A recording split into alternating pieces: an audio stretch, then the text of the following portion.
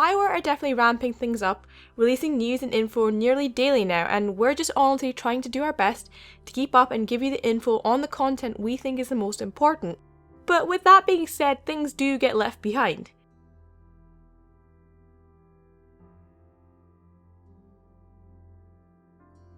Hi, it's Rima from MEOdyssey, and today I'm going to recap the pieces of news that have been missed for the month of February, just in time for the rundown to the release of Mass Effect Andromeda.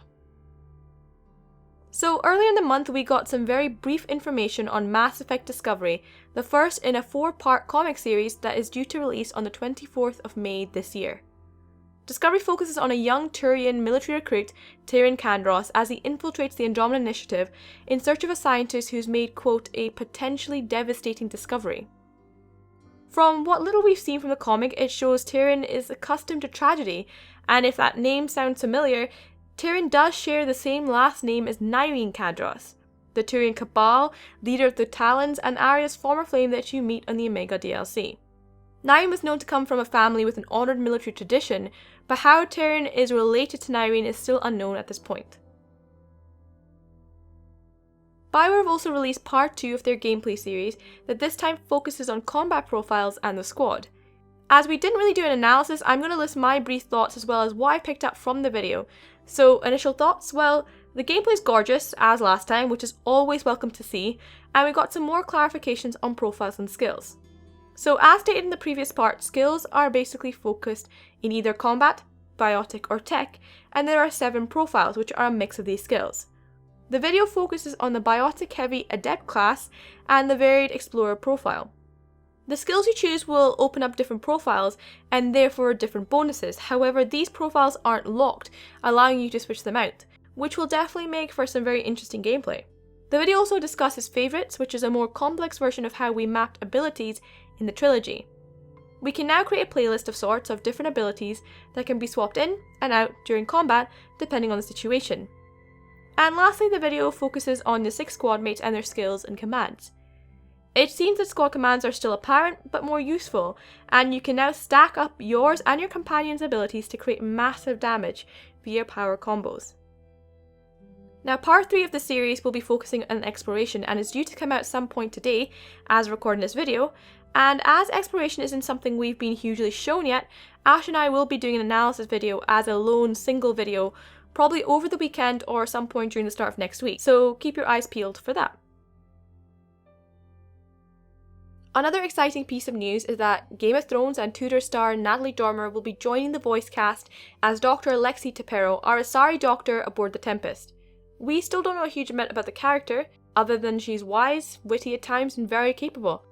Natalie's also revealed that Gethin Anthony, who played Renly Baratheon on Game of Thrones, is voicing a character named Gil in the upcoming title.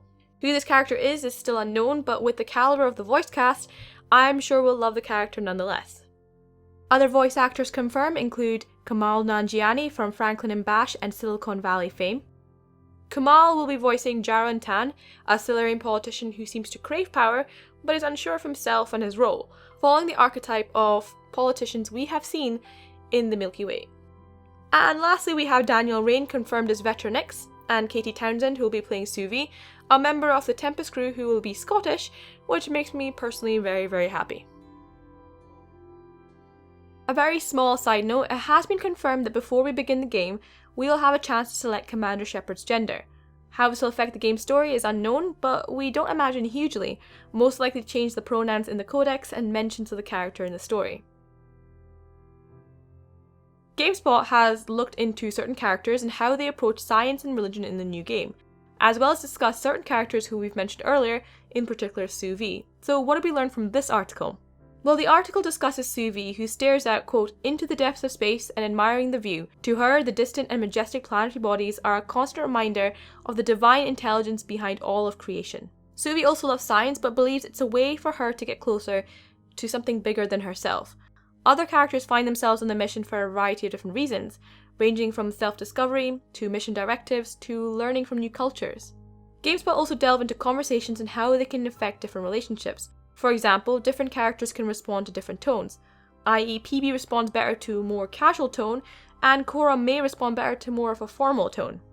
The article also describes areas, interactions with the Ket, and the class system, and the perspective is really interesting, and we'd take too long to discuss all of it, so I'm going to link the article in the description below if anyone does want to read it any further.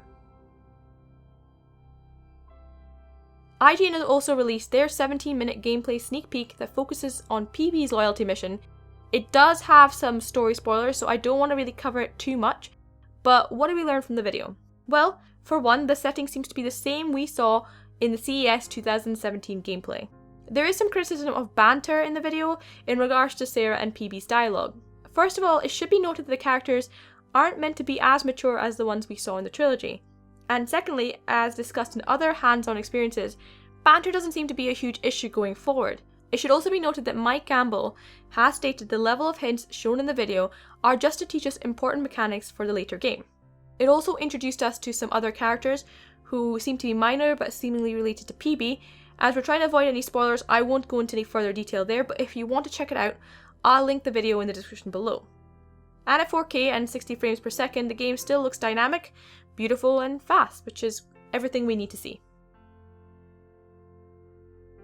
So the latest piece of news is the fact the multiplayer tech test that was supposedly meant to be for some time before launch has been cancelled. Announced on the 2nd of March by Fernando Melo, the reason is unknown for the cancellation, but is most likely due to how close we are to launch. And with the Game Developers Conference in San Francisco showcasing multiplayer, they're probably likely to get all the info they need. And we did get a nice little look at the menu system from the multiplayer that seems to show the character select screen. Are we disappointed? Yes, but what we've seen of the game so far, we're not too anxious that the multiplayer is going to be bad, so there's that. So that's hopefully a little recap of all the little tidbits of news that we needed to mop up before the release of Mass Effect Andromeda in February. This video will be recorded on the 3rd of March, so any information missing will either be covered in its own individual video, or may have just missed the mark for me to record it. Also, Ash is doing a little bonus video this weekend, based on questions he was asked on Twitter regarding his hands-on experience. He won't be able to answer them all, but he's going to answer the ones that are actually realistic and give him some insight, so he's releasing it over the weekend. I'm not sure when, either Saturday or Sunday, but keep an eye on Twitter for that, and I think it'll be quite interesting to see what his kind of insight is. But I would love to know, with Mass Effect Andromeda so close, what is the first thing you guys are going to do once you kind of get full control of the game? Let me know in the comments below. If I get some really good comments, or really some funny ones, or even just interesting ones, I might even make like a cheeky video about it, so go wild in the comments. But if you like this video, please like and subscribe, please share this video to help the channel grow, and thank you so much for watching, and I will see you next time.